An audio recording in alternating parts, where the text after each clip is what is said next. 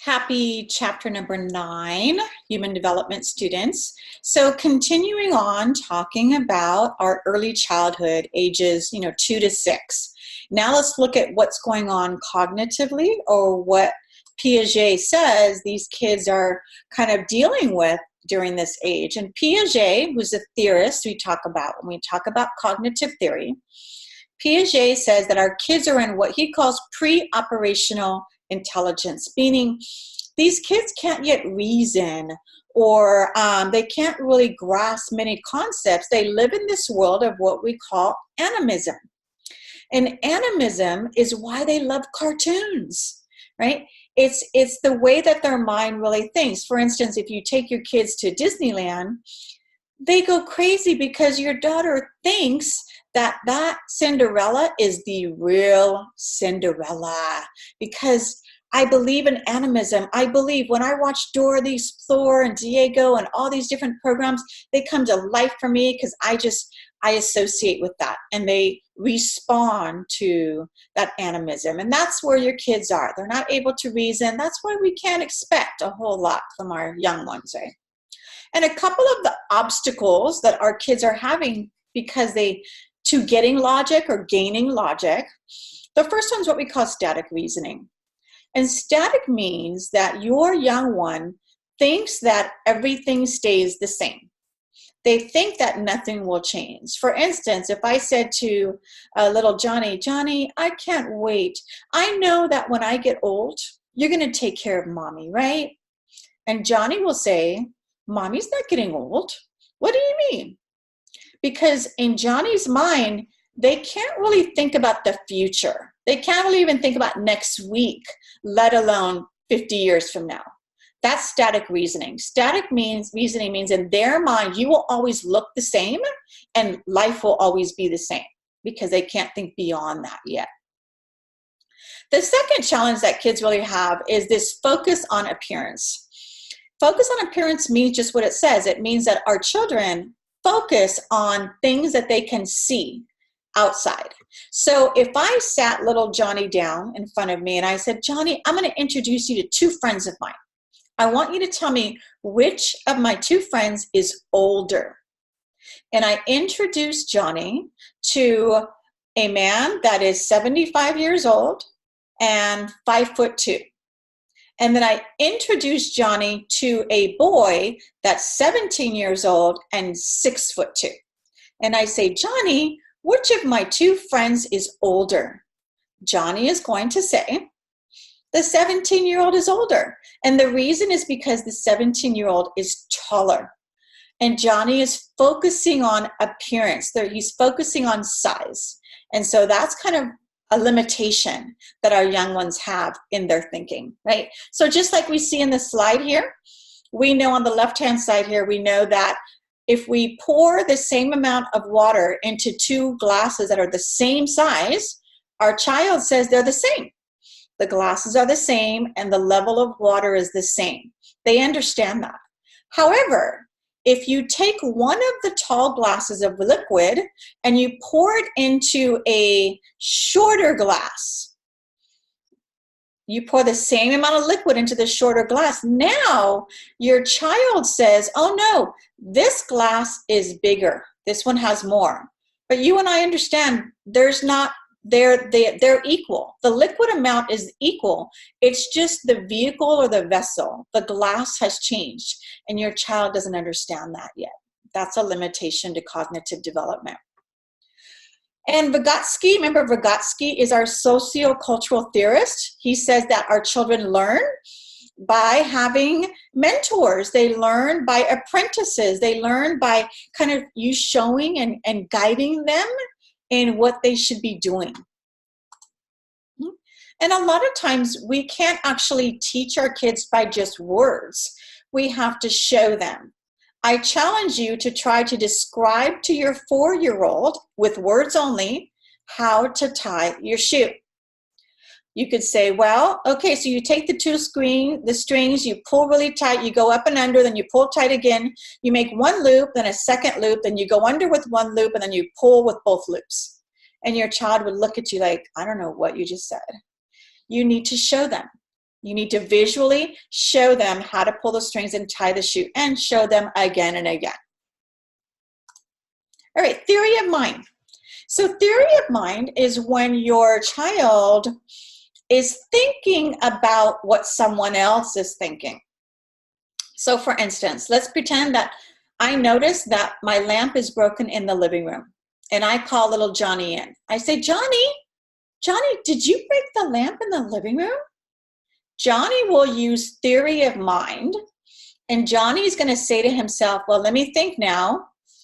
If I tell mom that I broke the lamp, I think mom's thinking that I'm going to be punished for breaking the lamp. So you know what I'm going to do? I'm going to lie and say I didn't break the lamp. So theory of mind is when your child tries to think of what you are thinking of. Private speech is just like it sounds. It's when your child is having a full-on conversation with nobody but themselves. So you walk by your child's room and you think that somebody else is in there having a conversation with them, and there's nobody but them. They're all alone. However, private speech is a normal developmental process for all of us, right? We want our children to use it because private speech is a way that children learn to process. It's a way that if they're feeling sad, they talk to themselves about it. If they're feeling afraid, they're expressing their emotions in this private speech. It's the way they can reason out loud, and it's a healthy developmental process. So you don't want to stop them from doing that. Of course, we're talking about early childhood. So, at some point, we don't want our 12-year-olds walking down the high schools or walking down the hallway at high school and having private speech, right? But during this stage, it's very acceptable. Language development. We're going to see this is a time, this early childhood is a time that, it's just an explosion of language. At the age of 1, we can start to understand a few words.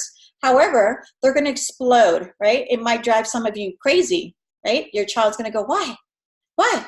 Why is that? Why is she wearing that? Why is it that? Why? Right? They want to know everything. They're just like sponges, right?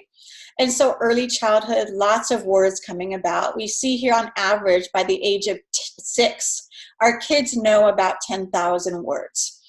I want to share with you though, research shows that for our low-income children, they actually enter kindergarten at about 3,000 to 5,000 words less than middle-income children. So this is something we're concerned about because we want our kids to kind of enter kindergarten with this basic understanding and this basic level. And so what we're finding out is that parents in low-income homes, again, may not have a lot of education. My own family doesn't come from education, right? None of my grandparents, not only didn't they go to college, but they never finished high school, right? My grandfather was illiterate. He could not read and write. Right? So when you come from homes where you don't have a lot of education in the guardians and the parents, then they really don't teach their children the English language and a lot of different words. However, what I would tell those families is you need to do some things to help your kids, such as putting on the radio, such as buying books on CD or books, downloading books and playing them in the house. And so it's kind of like somebody is reading to your child. And that's how your child learns words, through somebody reading to them. So if you're not able to do that, or it's a struggle or a challenge for you to do that, then making sure that somebody or they're getting that from somewhere, because your child should enter school, hopefully at the same level as other kids. So what's fast mapping? Fast mapping is basically when a child hears something and copies it, but they don't understand what it is, right? So I kind of share a story that when I was with my cousin, one time we were taking our kids out of town, and we got to the hotel room and we turned on the television and we were flipping channels, right? And our kids were kind of bouncing on the beds. And so we're flipping channels, and one of the channels we landed on, we kind of hear this character, and this character hurt himself. And when the character hurt himself, the character said, shit, excuse my language.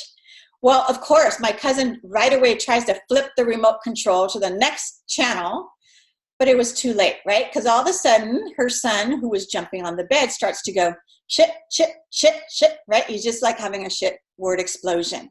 Does he know what the word means? No. He has no idea what the word means. And so he's fast mapping. He put a word into his vocabulary without actually understanding what the word means. All right, so grammar. Some of us struggled with this in school. Grammar is actually the structure, techniques, and rules that communicate meaning in our English language. Grammar. All right, so again, we're saying that there's a huge explosion of words from our children during this kind of 2 to 6 year old age range. What we also need to know is that this is the ideal time to teach your child a second language, a third language, a fourth language.